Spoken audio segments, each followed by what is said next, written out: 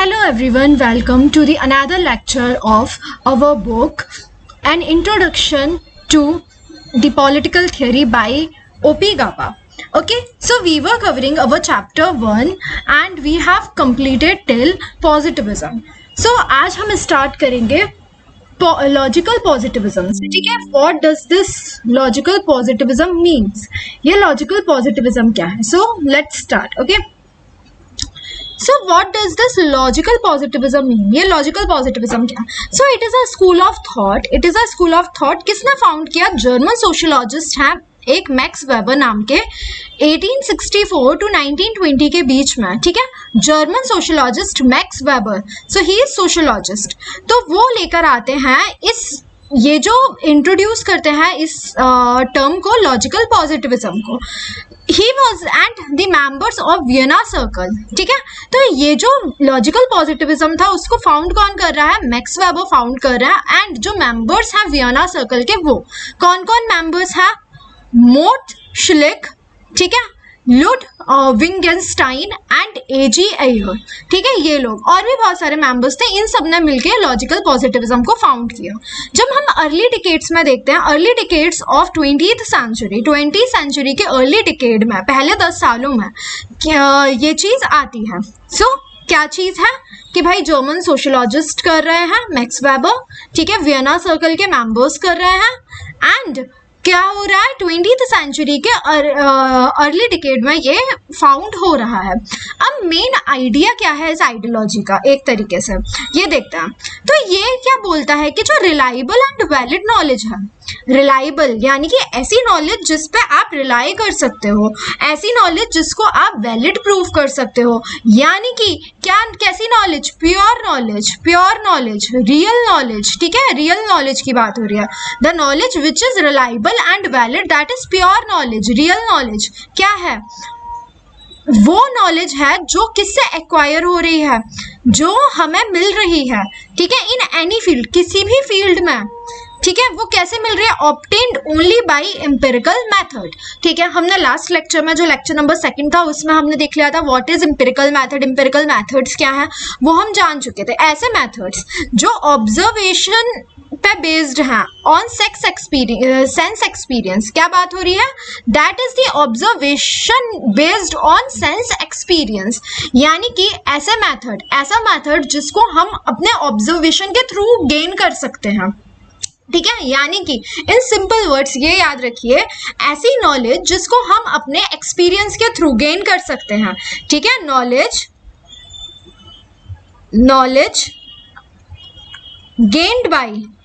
gained by sense experience.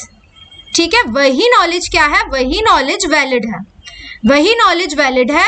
वही knowledge क्या है? वही नॉलेज रिलायबल है. ठीक है, यानी कि जैसे मान लीजिए हम अगर इस तरीके से एग्जाम्पल लेते हैं कि लोग बोलते हैं कि भाई अपनी है ना, मेरे कानों सुनी आंखों देखी बात है तो इट इज राइट, है ना. ये तो बात सच ही है. अगर आपको अपनी बात का वेटेज बढ़ाना हो, है ना, आपको कोई इंफॉर्मेशन पता चली और आपने अपने दोस्त को बताई एंड ही वाज लाइक यार ऐसा नहीं हो सकता, दिस कांट बी ट्रू, और आप उससे बोलो नहीं यार मैंने अपनी आंखों से देखा है, कानों से सुना है. ठीक है, I was there, I was present there at that moment. तो उस बात का वैल्यू बढ़ जाएगा. वो जो इंसान है वो क्या समझेगा कि हाँ भाई हाँ सही बात है. हो सकता है that person still can not be able to believe on you, क्योंकि उसके सेंस एक्सपीरियंस से वो बात नहीं आई है. समझ रहे हो? बट अगर कोई चीज आपने देखी है जो इम्पॉसिबल है देखना, but still you have saw that one thing, you heard about that thing, तो वो चीज है क्योंकि आपने अपने सेंस एक्सपीरियंस से उसे गेन किया है. तो ये कहते हैं, मैक्स वेबर कहते हैं, वियना सर्कल के जो लोग हैं ये कहते हैं कि ऐसी कोई भी नॉलेज जिसको आपने अपने सेंस एक्सपीरियंस, अपने ऑब्जर्वेशन से गेन किया है, वही नॉलेज रिलायबल है, वही नॉलेज वैलिड है. ठीक है, यहाँ पर questions concerning values are beyond the scope of scientific knowledge. यानी कि जो क्वेश्चन आ जाता है वैल्यूज के रिगार्डिंग, वो साइंटिफिक नॉलेज के स्कोप में नहीं है. Hence it is not possible to obtain reliable knowledge about them. यानी कि जो वैल्यूज ठीक है, वैल्यूज के रिगार्डिंग जो क्वेश्चंस उठता है, यानी कि जो वैल्यूज हैं उनको हम क्या नहीं कर सकते, उनको हम है ना सेंस एक्सपीरियंस के बेस्ड पे नहीं है, ऑब्जर्वेशन के बेस्ड पे वो नहीं है, इसीलिए वो साइंटिफिक नॉलेज के स्कोप से बाहर हो जाती है। और जब वो साइंटिफिक नॉलेज के स्कोप से बाहर हो जाती है, इसीलिए वो नॉलेज, उस नॉलेज को प्रूव करने का, ठीक है, नॉट पॉसिबल टू ऑब्टेन, इसीलिए हम वैल्यूज के बारे में कोई भी वैलिड नॉलेज गेन नहीं कर सकते हैं, यानी कि हम किसी कंक्लूजन पर नहीं पहुंच सकते हैं। तो बेसिकली ये जो पॉजिटिविज्म का जो बात है, पॉजिटिविज्म की जो बात है वो है ही कि साइंटिफिक मेथड को ऐड करना था पॉलिटिकल साइंस में। तो पॉजिटिविज्म का मीनिंग ही है, कहीं पर भी पॉजिटिविज्म आएगा, ठीक है, तो वहां पर आप समझोगे कि पॉजिटिविज्म क्या है, कि वो साइंस को इंक्लूड करने की बात कर रहा है पूरे सब्जेक्ट में, ठीक है, यानी कि उसको साइंटिफिक बनाने की बात कर रहा है, ठीक। तो ये कहते हैं कि भाई वैल्यूज को हम प्रूव नहीं कर सकते on the basis of sense experience, ठीक है, इसीलिए ऐसी जो नॉलेज है जो मतलब वैल्यू बेस्ड है, वो रिलायबल नॉलेज नहीं बैठ पाएगी हमारी, ठीक है, ये बात ये लोग कर देते हैं। ओके, अब क्या होता है, अब आगे बढ़ते हैं। इन एनी केस, अब बात होती है इन एनी केस, ये हमने कंप्लीट कर लिया है, ठीक है, लॉजिकल पॉजिटिविज्म। अब ये अलग से पैरा है। In any case political theory can not be confined to so called scientific knowledge. But अब आगे हम बुक बात कर रही है कि भाई जो हम किसी भी कंडीशन में पॉलिटिकल थियोरी को साइंटिफिक नॉलेज तक सीमित नहीं कर सकते हैं, ठीक है, यानी कि ऐसा नहीं है। देखो, समझने की कोशिश करो। हमने देखी थी political theory, what is theory, तो थियोरी हमने बोला था कि क्या कैसी नॉलेज है, सिस्टमैटिक नॉलेज है। तो किसी भी सिस्टमैटिक नॉलेज को, बात हो रही है पॉलिटिकल थियोरी की, उसको हम साइंटिफिक नॉलेज तक कन्फाइन नहीं कर सकते। अच्छा, it is equally concerned with determining values, ये वैल्यूज भी डिटरमाइन करती है, ठीक है, ये इक्वली जिस तरीके से हम इसको साइंस बनाना चाहते हैं उस तरीके से ये क्या कर रही है, ये वैल्यू बेस्ड स्टडी भी है, ठीक है। तो हम इसको ऐसा नहीं कर सकते कि इसको सिर्फ साइंटिफिक बना के छोड़ दिया जाए। तो इट इज, ठीक है, यानी कि इक्वल कंसर्न कर रही है किससे, with determining value which come with in the preview of political philosophy. So ये जो पॉलिटिकल थियोरी है, क्या बात हो रही है, पॉलिटिकल थियोरी जो है, ये जो पॉलिटिकल थियोरी है, दिस इज द मिक्सचर है किसका, पॉलिटिकल फिलॉसफी का प्लस पॉलिटिकल साइंस का, ठीक है। It can not B only based on political science, scientific knowledge पे बेस्ड नहीं है, फिलॉसफी पे भी है, वैल्यू बेस्ड स्टडी भी है, यानी कि इस पॉलिटिकल थियोरी को हम हमेशा क्या करेंगे, इक्वली इंपॉर्टेंस दे रही है वो इन दोनों चीज को। That means we can not accept the view that values are, हम कभी एक्सेप्ट नहीं कर सकते इस व्यू को कि जो वैल्यूज हैं आर बेस्ड ऑन इंडिविजुअल और ग्रुप प्रेफरेंसेस, जो वैल्यूज हैं वो इंडिविजुअल और ग्रुप प्रेफरेंसेस पे बेस्ड हैं। ये बात पे हम वो नहीं कर सकते कि भाई ये चीज सही है। देखो आगे क्या बात हुई थी लास्ट चैप्टर में जब हमने पढ़ा था, तो लास्ट वीडियो में जब हमने पढ़ा था, तो बात क्या हो रही थी कि हम पॉलिटिकल थियोरी को वैल्यू फ्री करना चाह रहे हैं, ठीक है, यानी कि जो वैल्यूज हैं वो पर्सन टू पर्सन डिफरेंट है ना, आपकी वैल्यूज अलग हैं, किसी और की वैल्यूज अलग हैं, है ना। इस तरीके से हो सकता है किसी को शॉर्ट ड्रेसेस पहनना पसंद है, हो सकता है किसी को फुल कवर करके साड़ी पहनना पसंद है ना। तो the value system can be different. हो सकता है किसी को कोई, ये जो फर्स्ट पर्सन है जो छोटे कपड़े पहन रहा है उसको कैरेक्टरलेस बोले, और जो सेकंड पर्सन है, सेकंड लेडी है जो फुल साड़ी से कवर है, उसको क्या बोला जाए, उसको संस्कारी बोला जाए। बट मे बी हो सकता है कि दोनों विजाविज हो कि भाई ये जो संस्कारी लेडी है वो एब्यूजिव लैंग्वेज का यूज कर रही हो, और ये जो पर्सन है जो शायद शॉर्ट ड्रेसेस पहन रही है, जो लड़की है वो बहुत ही एथिकल पर्सन हो। तो क्या बात हो रही है कि person to person values can be differed, ये हमने हमारे लास्ट लेक्चर में पढ़ा था। बट यहाँ पर ये पैसेज पैरा क्या बात कर रहा है कि जरूरी नहीं है, ठीक है, जरूरी नहीं है कि हम ये एक्सेप्ट नहीं कर सकते हैं कि जो व्यूज हैं, जो वैल्यूज हैं वो इंडिविजुअल और ग्रुप के प्रेफरेंस पे बेस्ड होती है। इसका उल्टा क्या है? On the contrary, values do have sound logical structure.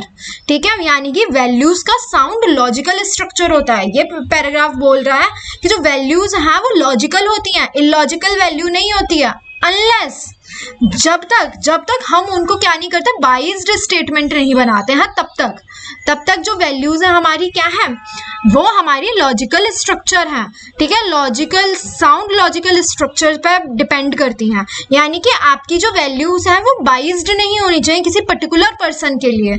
जैसे मान लीजिए हम फैमिली का एग्जाम्पल ले लेते हैं, और जहाँ पर हम फैमिली में बात करते हैं कि जैसे जो मेंबर, अच्छा ऐसे समझिए, जो मेंबर फैमिली के अंदर अर्न कर रहा है, ठीक है, हमें उस पर्सन को दुखी नहीं करना चाहिए। ठीक है, परिवार में जो पर्सन अर्न कर रहा है हमें उसे दुखी नहीं करना चाहिए। ठीक है, और दूसरा स्टेटमेंट है, हमें किसी को भी अपने परिवार में किसी को भी दुखी नहीं करना चाहिए। दो स्टेटमेंट हो गए। एक ऐसा पर्सन जो फैमिली के लिए ब्रेड एंड बटर अर्न करना है, हमें उसे हर्ट नहीं करना चाहिए। एक दूसरी तरफ ऐसा पर्सन है, मतलब हमें किसी भी फैमिली पर्सन को हर्ट नहीं करना चाहिए। हम अपने बच्चे को ये बात सिखा रहे हैं, हम अपने बच्चे को सिखा रहे हैं कि आप जो आपके लिए कमा के लेकर आ रहे हैं आप उसे हर्ट मत करिए। और दूसरी तरफ दूसरे घर में सिखाया जा रहा है अपने बच्चे को कि आप किसी को भी अपने फैमिली मेंबर्स में हर्ट मत करिए। तो यहाँ पर क्या बात हो रही है, जब आपने ये सिखाया बच्चे को कि मान लीजिए आपकी फैमिली के अंदर 10 मेंबर्स हैं एंड उसमें से only one member is an earning member, and you are teaching your child that don't hurt the particular person who is earning bread and butter for the family. So this is biased statement. ये तो biased statement हो गया ना। आपने बोला कि भाई पैसे की वैल्यू है, इनडायरेक्टली तो आप ये बोल रहे हो जो पैसा कमा के ला रहा है उसकी सेवा होनी चाहिए, हाथ पैर दबने चाहिए, उससे कोई उल्टा जवाब नहीं देगा। he is a respectful member, and the other 9 members who are not earning for the family, they are not respectable members, है ना। यही तो बात कहने की कोशिश करो। तो this becomes a biased statement। जब आप अपने बच्चे को सिखाते हो कि irrespective of whatever age the another person is, ठीक है, you cannot hurt that person, चाहे वो फैमिली में हो चाहे वो फैमिली के बाहर हो। तो आप क्या कर रहे हो, एक साउंड लॉजिकल स्ट्रक्चर बना रहे हो। तो ये साउंड लॉजिकल स्टेटमेंट हो गया। तो क्या बात हो रही है कि जो वैल्यूज हैं, इसीलिए क्या बात हो रही है, जो वैल्यूज हैं वो साउंड लॉजिकल स्ट्रक्चर है। कब तक है, जब तक हम उन्हें बाइज्ड स्टेटमेंट नहीं बना रहे हैं। ठीक है, जो अपहोल्डर्स हैं, upholders of different values can be invited to have a dialogue. ठीक, क्या बात हो रही है, जो अपहोल्डर्स हैं डिफरेंट वैल्यूज के, उनको हम क्या कर सकते हैं, इनवाइट कर सकते हैं बातचीत के लिए। देखो, जब आप थिंकर्स पढ़ोगे तो उसमें आप पढ़ोगे सॉक्रेटिस के बारे में पढ़ोगे, and Socrates was famous for dialectics में वो क्या करते थे, वो लोगों के साथ जाते थे, डायलॉग करते थे, उनसे बातचीत करते थे, एंड बातचीत के थ्रू वो एक सही कंक्लूजन पे आते थे। ठीक है, तो यही बात यहाँ पर हो रही है कि आप क्या करोगे, जो डिफरेंट जो हम देखते हैं टीवी पे कोई ना डिस्कशन हो रहा है, मीडिया चैनल्स पे, वहाँ पर डिफरेंट ओपिनियन रखने वाले लोग आ रहे हैं, वो लोग डायलॉग कर रहे हैं, एक दूसरे से बात कर रहे हैं, एंड देन ठीक है they are reaching to one opinion. ठीक है, तो डायलॉग के लिए इनवाइट करते हैं to have opportunity to understand each others point of view, ताकि वो लोग एक दूसरे का पॉइंट ऑफ व्यू को समझें, to convince each other and probably to agree on certain universal principles to जज द वैलिडिटी ऑफ वैल्यूज।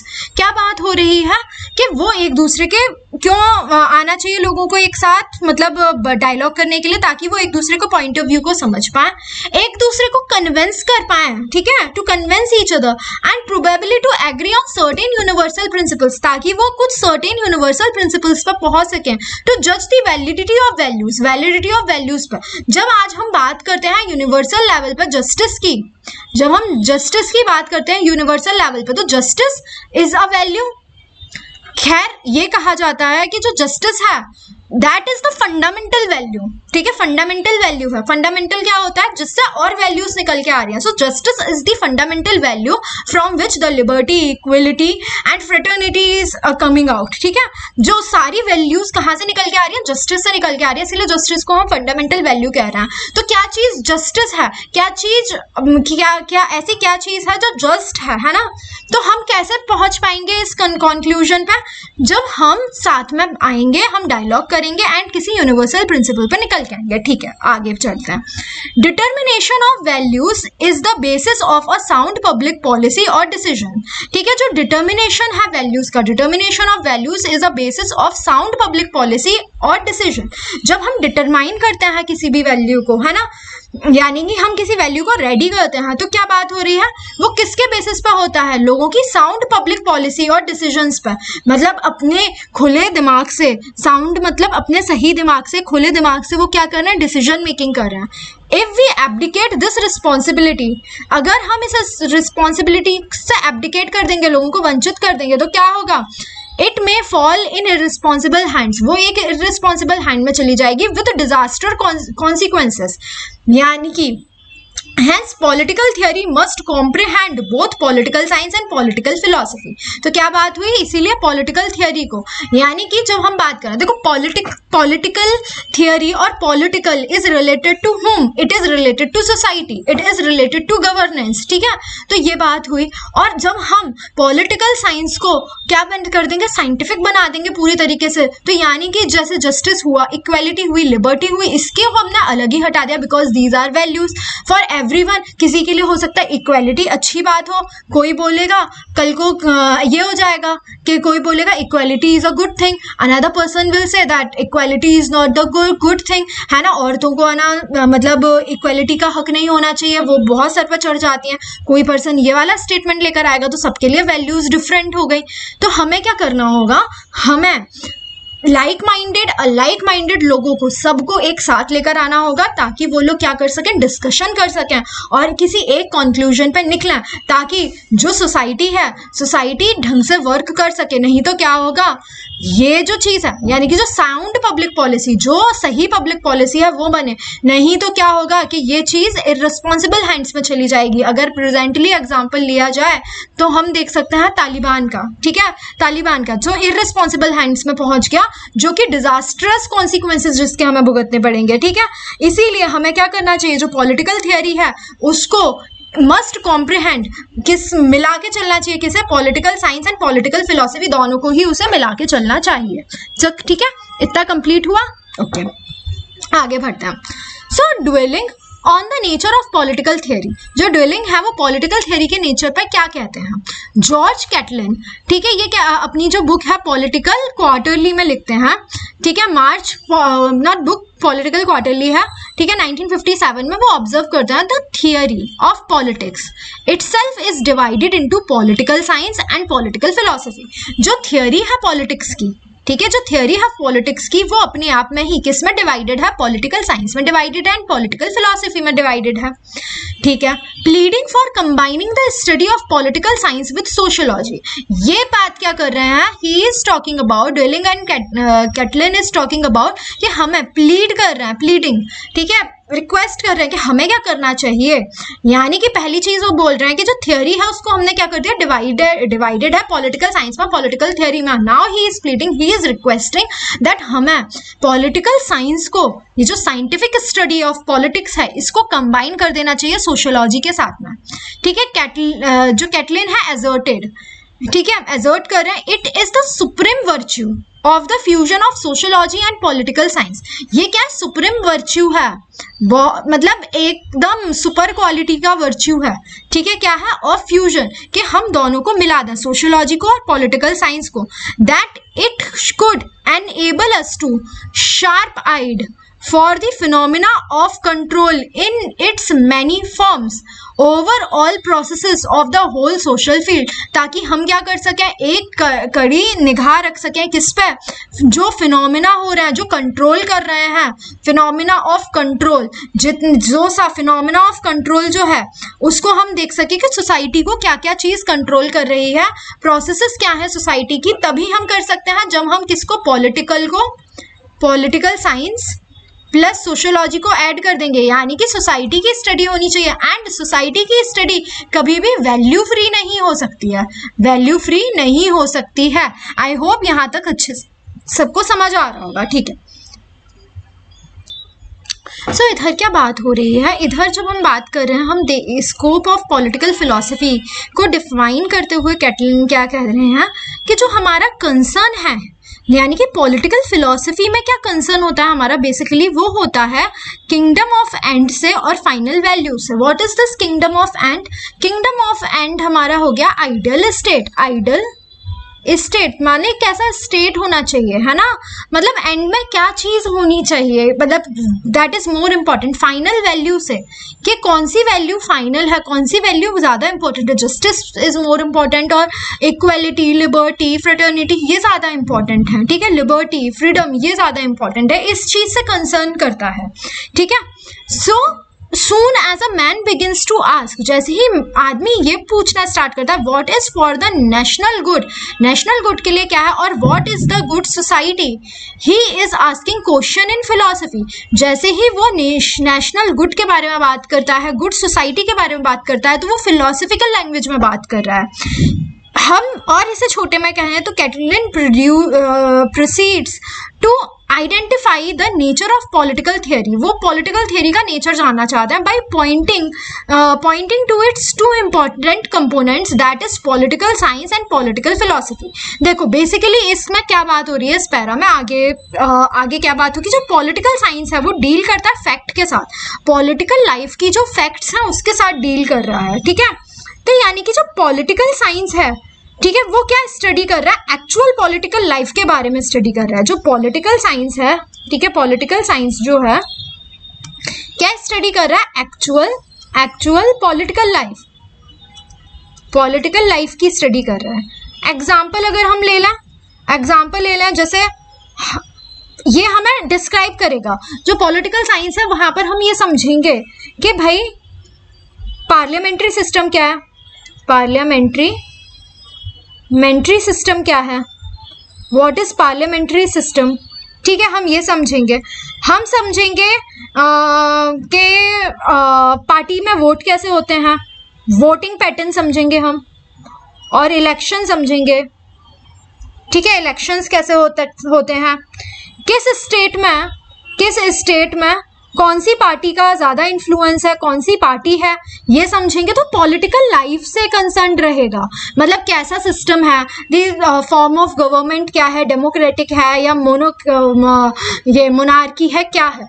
दूसरी ही तरफ जो हमारी पॉलिटिकल फिलॉसफी होगी वो वैल्यू से कंसर्न रहेगी, उसका जो मेन कंसर्न है वो वैल्यूज होगा, that is what is right और गुड फॉर अस, क्या चीज़ सही है, क्या चीज़ गलत है, ठीक है। तो यहाँ पर क्वेश्चंस कैसे हो जाएंगे, यहाँ पर शुड वाला क्वेश्चन आ जाएगा, शुड, ठीक है। शुड वाला क्वेश्चन क्या कि जैसे should we adopt parliamentary system और या फिर है ना प्रेसिडेंशियल फॉर्म ऑफ सिस्टम, है ना, या फिर जैसे कि किस टाइप का, लाइक व्हाट इज जस्टिस, ठीक है, जस्टिस क्या होना चाहिए, है ना, या फिर what should be the proper use of political power, political power का क्या प्रॉपर यूज होना चाहिए।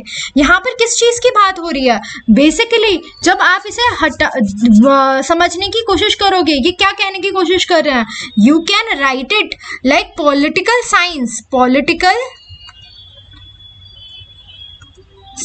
पॉलिटिकल की स्पेलिंग गलत हो गई है, सी दिखाई नहीं दे रहा है तो आप देख लेना। पॉलिटिकल साइंस किस चीज के बारे में बात कर रहा है, व्हाट इज के बारे में, व्हाट इज, ठीक है, क्या चीज है ना, क्या चीज है उसके बारे में बात कर रहा है। पार्लियामेंट्री सिस्टम है, वोटिंग पैटर्न कैसा है, ठीक है, क्या कौन सी पार्टी स्टेट में रूल कर रही है। दूसरी तरफ पॉलिटिकल फिलोसफी किस चीज की बात कर रही है, व्हाट ऑट टू बी की, ऑट टू बी क्या होना चाहिए उसकी बात कर रही है, ठीक है, क्या बात कर रही है, व्हाट इज राइट और गुड फॉर अस, क्या चीज सही है, क्या चीज गलत है, इस चीज के बारे में ये बात कर रही है, ठीक है, ये समझ में आ गया। अब देखो एंड्रू हैकर, अपनी इनकी जो बुक है political theory philosophy ideology science 1961 में लिखते हैं। जो दो बुक्स आर इम्पॉर्टेंट, ठीक है, बुक्स आर इम्पॉर्टेंट में मतलब अलग से अगर if you are the UGC NET aspirant तो आपको ये लिखना है कि एंड्रयू हैकर, ठीक है, एंड्रयू हैकर की political theory philosophy ideology science ये बुक है और यहाँ से पता चल जाएगा कि इनकी मैथोडोलॉजी क्या है, थिंकिंग क्या है। वो भी इस बारे में ही बात करते हैं कि जो टू मेजर कंपोनेंट्स की बात करते हैं पॉलिटिकल थियोरी के, but he introduced some new factors to elaborate the issue, ठीक है, कुछ नए फैक्टर्स लेकर आते हैं। हैकर लिखते हैं कि every political scientist play a double role, वो दो टाइप के रोल प्ले करता है पॉलिटिकल साइंटिस्ट, ठीक है। क्या रोल प्ले करता है?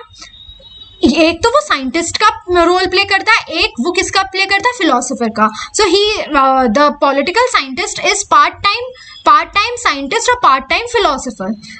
No theorist can make a lasting contribution to human knowledge unless he works in realms of both science and philosophy। जब तक वो दोनों को ही कंबाइन करके नहीं चलेगा, उसे साइंस भी जानना होगा, उसे फिलोसफिकल बातें भी करनी होगी, तभी वो सक्सेसफुल हो सकता है। जो साइंटिफिक पार्ट है of a theory can only achieve coherence and significance if the writer has a pre-conceived idea और गोल ऑफ पॉलिटिकल लाइफ। अगर उसके पास क्या होगा? प्री-कंसीव्ड आइडिया होगा, ठीक है। देखो साइंटिफिक कंपोनेंट क्या है? साइंटिफिक कंपोनेंट क्या है?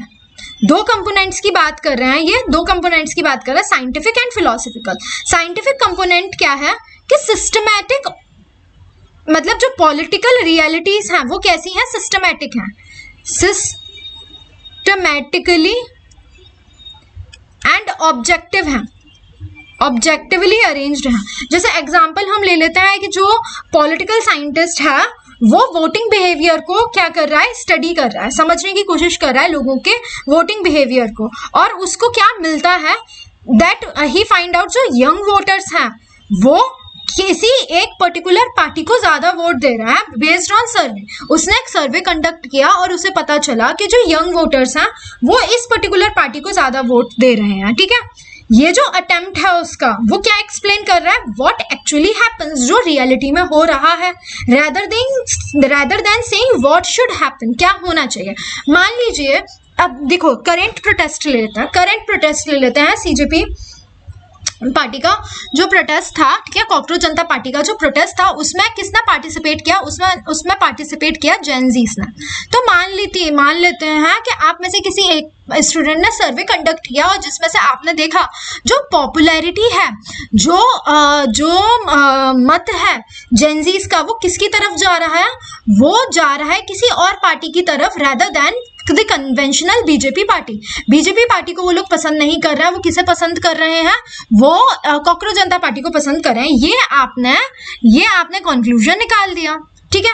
या फिर इसका दूसरा कंक्लूजन निकाल लेते हैं, जो ओल्ड एज लोग हैं या फिर ऐसे लोग जो क्या है, जो अंधभक्त हैं, जिनको हम क्या कह देते हैं? अंधभक्त कह देते हैं।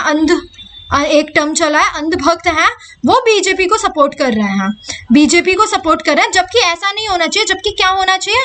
जबकि हमें और थोड़ा लिबरल हो जाना चाहिए। जब भी देखो, हमेशा याद रखो, if you are a political science student you have to be unbiased, ठीक है। आपको किसी पॉलिटिकल पार्टी का क्या नहीं बनना? भक्त नहीं बनना है, irrespective of any party. I am not saying कि आप सीजेपी तो दो, it is not a party, आप सीजेपी को एकदम ब्लाइंडली सपोर्ट करो। No, you don't have to support any party, any organization, anything blindly. आपको फिल्टर करना होगा कि what is right and what is wrong. तो यही चीजें पॉलिटिकल साइंटिस्ट करता है। जब भी कोई पॉलिटिकल साइंटिस्ट अपनी स्टडी करता है तो वो दो टाइप के रोल को प्ले करता है। पहला रोल वो साइंटिफिक रोल प्ले करता है, दूसरा वो फिलोसफिकल रोल प्ले करता है, ठीक है। जहां पे पहले साइंटिफिक रोल में वो देखता है कि क्या चीज है, what is it, what actually happens. तो वो देख रहा है कि भाई लोग जो हैं वो इस पर्टिकुलर पार्टी को ज्यादा वोट दे रहे हैं। दूसरी तरफ अब वो जा रहा है किस पे? हमारे फिलोसफिकल कंपोनेंट पे, ठीक है। फिलोसफिकली वो क्या करेगा? ठीक है। Commenting on the role of political science, Hacker observes, वो क्या ऑब्जर्व करता है, the theorist whose pursuit his political science is interested in describing and explaining the realities of political behaviour. जो पॉलिटिकल साइंस का थिंकर होता है वो political behaviour को समझाने में उसकी बहुत रुचि होती है। He attempts to draw up generalized proposition about the actual relations between state and citizens and about the role of power in society. ठीक है, सिटीजन्स का, स्टेट का क्या रोल है, किस तरीके से पावर डिस्ट्रीब्यूशन है सोसाइटी के अंदर, वो ये सारी चीजों को पढ़ता है। But about the role of political philosophy, but जो वो पॉलिटिकल फिलोसफी के रोल की बात करते हैं, ही कमेंट्स, जो थियरिस्ट है whose interest is in writing political philosophy on the other hand, जब वो दूसरी तरफ political philosophy के बारे में मतलब writing में जो उसका हाथ आता है, it concerned with prescribing the goal which citizens, states and societies ought to pursue। जब भी कोई political, जब भी कोई न्यूज़पेपर उठा के देखोगे, स्पेशली द हिंदू और इंडियन एक्सप्रेस, जब भी उठाओगे और वहां पर जब एडिटोरियल सेक्शन में जाओगे, वहां पर देखोगे जो पॉलिटिकल, जैसे आईआर से रिलेटेड जो एडिटोरियल्स आते हैं, या फिर इंडियन पॉलिटिक्स से रिलेटेड एडिटोरियल्स आते हैं, या फिर कोई भी बुक पढ़ोगे, जैसे रजनी कोठारी की बुक है इंडियन सोसाइटी से रिलेटेड, ठीक है, तो इन बुक्स को पढ़ोगे तो वहां पर दो तरीके का सेगमेंट देखने को मिलेगा। एक तरफ एक ही पैराग्राफ में वो दो चीजें बता रहे होंगे, एक तरफ वो बता रहे होंगे कि किस तरीके, मतलब क्या रियलिटी में एग्जिस्ट करता है, ठीक है, जैसे क्या रियलिटी में एग्जिस्ट करता है, दूसरी तरफ वो बता रहे होंगे क्या होना चाहिए। जैसे एक बहुत फेमस स्टेटमेंट है रजनी कोठारी का, क्या इंडिया जब इंडिपेंडेंट हुआ, ठीक है, when the India got its independence, तो हमको क्या लगा, ठीक है, क्या होना चाहिए और रियलिटी में क्या हुआ, बहुत ब्यूटीफुली वो इस लाइन में बताते हैं। वो बताते हैं कि जब इंडिया इंडिपेंडेंट हुआ, आज़ाद हुआ, तो मतलब जो मतलब हिस्टोरियंस थे, जो पॉलिटिकल साइंटिस्ट थे, उनको क्या चीज़ लग रही थी, इंडियन जो थे उनको ये लग रहा था कि अब जब हमने डेमोक्रेसी को अडॉप्ट कर लिया है तो हम हमारी कास्ट पॉलिटिक्स से मतलब कास्ट से ऊपर उठ जाएंगे, कास्ट जैसा सिस्टम नहीं रहेगा, हम कॉन्स्टिट्यूशन पे बिलीव करने लगे हैं, हमने मनुस्मृति को जला दिया है, the constitution will bind the whole nation, और कास्ट डिमोलिश हो जाएगी। बट रियलिटी में क्या होता है, रियलिटी में कास्ट पॉलिटिक्स स्टार्ट हो जाती है। समझ रहे हो किस तरीके से उन्होंने बताया कि होना क्या चाहिए था और रियलिटी में क्या हुआ। सो यही चीज एक पॉलिटिकल साइंटिस्ट बताता है, एक पॉलिटिकल फिलोसोफर बताता है। पहले तो वो स्टडी करता है पॉलिटिकल साइंस के एम्बिट को, जहां पर वो रियलिटी बताता है, उसके बाद वो बताता है कि क्या चीज होनी चाहिए। His aim is to generalise about right conduct, वो राइट कंडक्ट बताता है, क्या राइट है इन द पॉलिटिकल लाइफ में क्या सही है, and about legitimate use of power, और किस तरीके से हम लेजिटिमेट यूज ऑफ पावर हमारा होना चाहिए। ठीक है, ऊपर क्या बता रहा था कि पावर जो यहाँ पर था, कहाँ गया, ऊपर ही था कि भाई पावर किसके पास में है सोसाइटी के अंदर, वो बता रहा था। अब यहाँ पे बता रहा है कि किस तरीके से लेजिटिमेट यूज होना चाहिए पावर का। सो adequate knowledge of political science is essential for a sound political philosophy, यानी कि political philosophy के लिए, सही political philosophy के लिए, ठीक है, हमें adequate knowledge होनी चाहिए political science की, यानी कि we should have the scientific knowledge। पहले तो हमें scientific knowledge होनी चाहिए, means हमारे पास proper क्या होने चाहिए, facts and data होना चाहिए, है ना।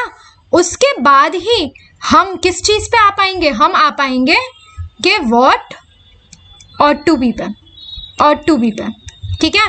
जैसे कि हम जब तक हमें पता नहीं होगा कितने स्कूल्स में, जैसे अभी मतलब बहुत ही न्यूज में चल रहा था कि जो स्कूल्स हैं उनके अंदर प्रॉपर इंफ्रास्ट्रक्चर ही नहीं है गवर्नमेंट स्कूल्स के अंदर। तो जब हमारे पास फैक्ट ही नहीं होगा, हमें तो लगता रहेगा कि डेवलपमेंट बहुत हो रहा है ना, जब तक हमारे पास प्रॉपर फैक्ट नहीं होगा। बट जब फैक्ट हो जाएगा तब हम बता पाएंगे रियलिटी में क्या होना चाहिए, what is right and what is wrong, ठीक है।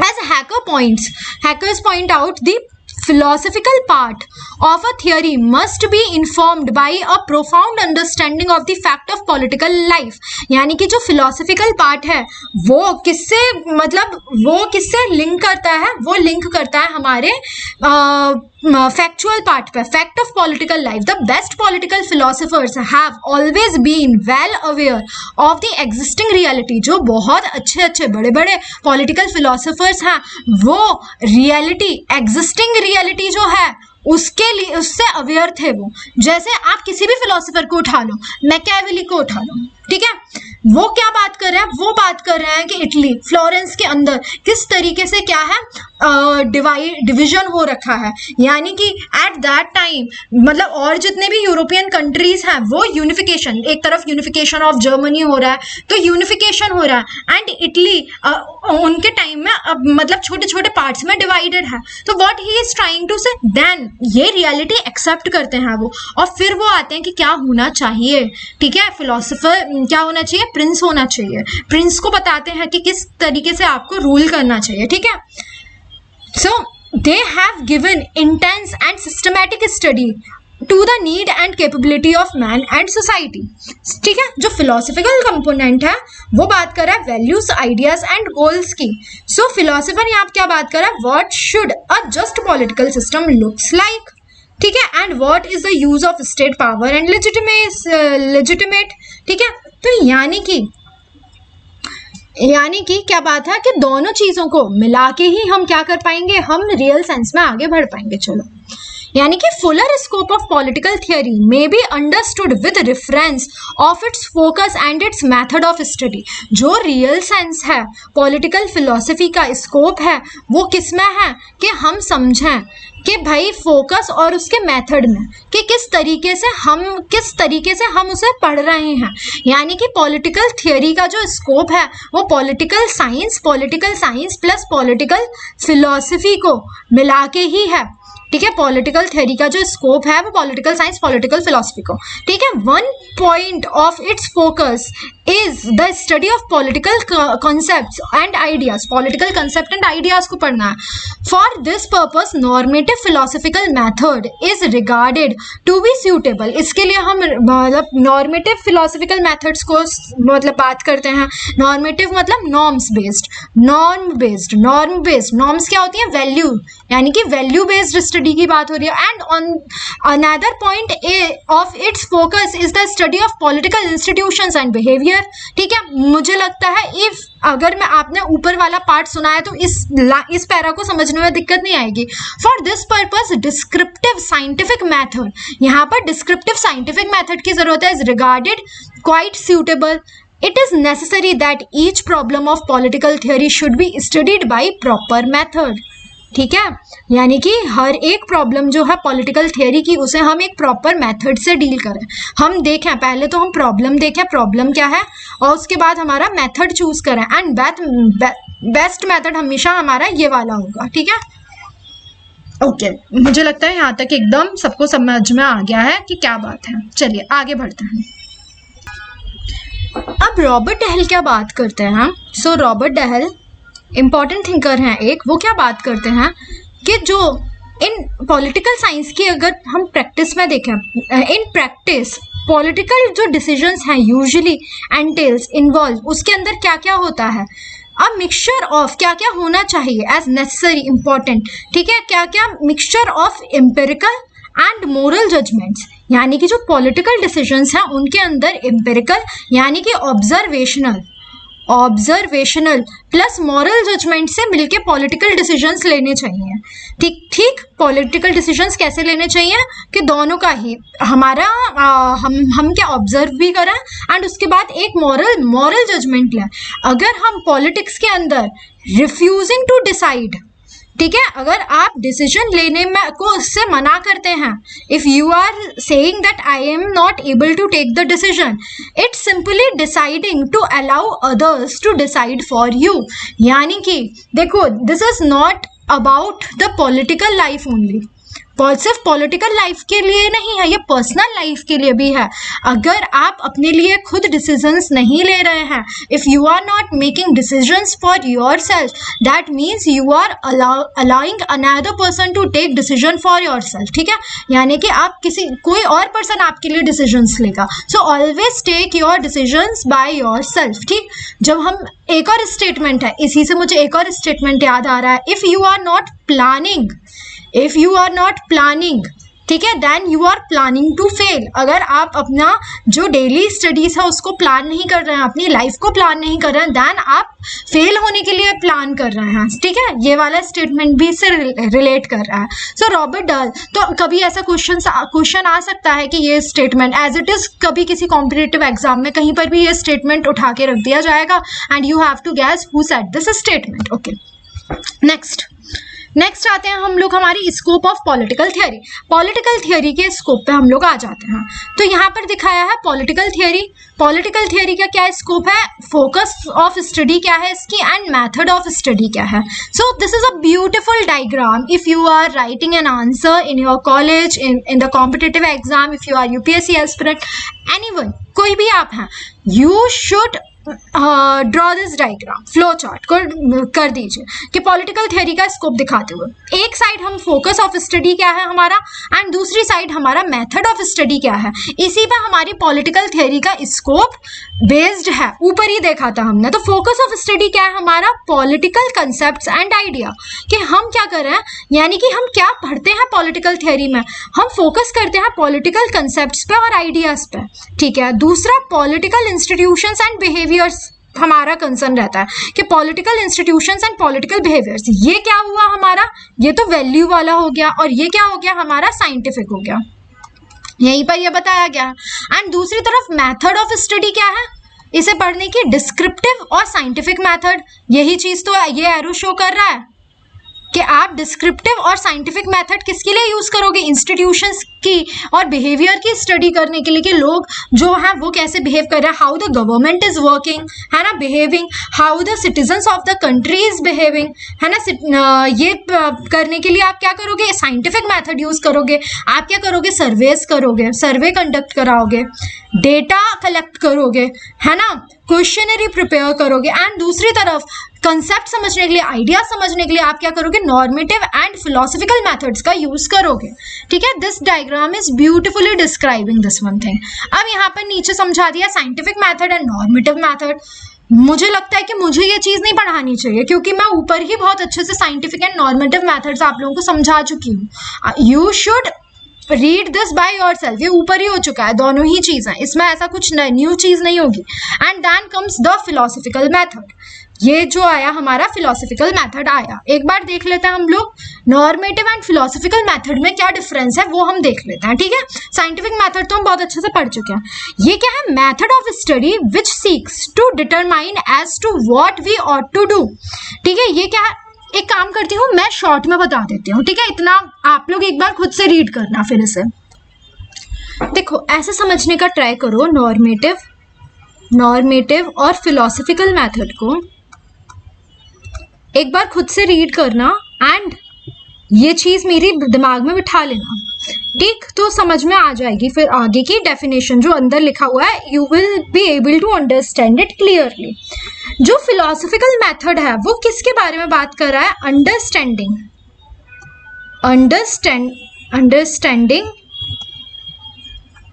और एनालाइजिंग द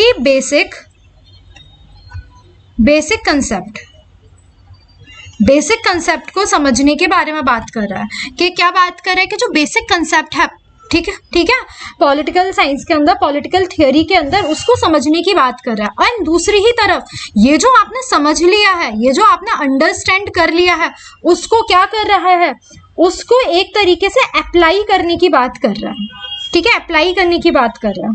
देखो जैसे हम एग्जाम्पल ले लेते हैं, जैसे यहाँ का एग्जाम्पल ले लेते हैं इक्वालिटी का। जब पॉलिटिकल फिलोसफी मेथड में आओगे, आप फिलोसफिकल मेथड में आओगे, तो बात क्या होगी, आप ट्राई करोगे समझने का, डज इक्वालिटी मीन एवरीवन, मतलब आप समझने की कोशिश करोगे कि व्हाट इज इक्वालिटी, कि भाई इक्वालिटी है क्या, आप ये समझने की कोशिश करोगे। यहाँ पर आप बेसिक कंसेप्ट्स को जानने की कोशिश करोगे।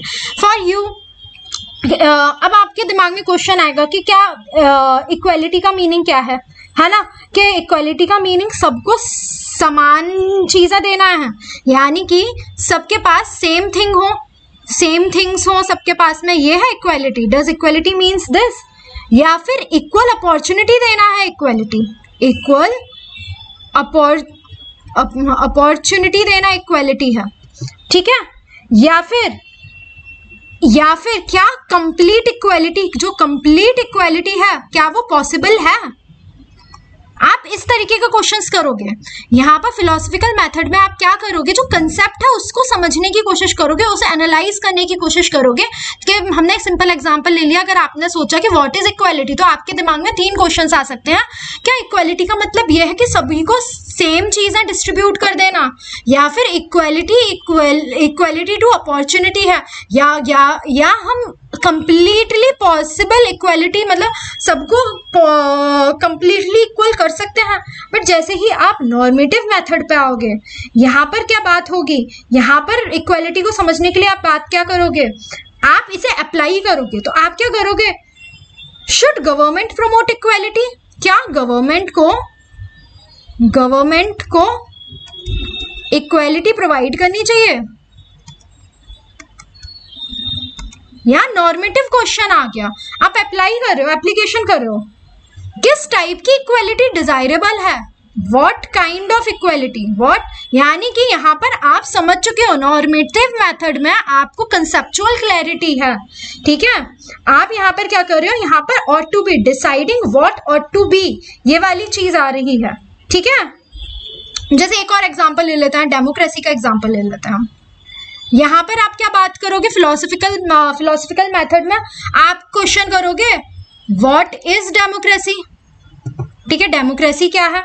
दूसरा आप क्या करोगे, क्वेश्चन करोगे what does political freedom means, भाई पॉलिटिकल फ्रीडम क्या है, ठीक है। तीसरा आप क्वेश्चन करोगे क्यों, वाई डेमोक्रेसी इज वैल्यूएबल, भाई वैल्यूएबल क्यों है डेमोक्रेसी, ये क्वेश्चन करोगे, है ना। दूसरी तरफ यहाँ पर क्या बात करोगे,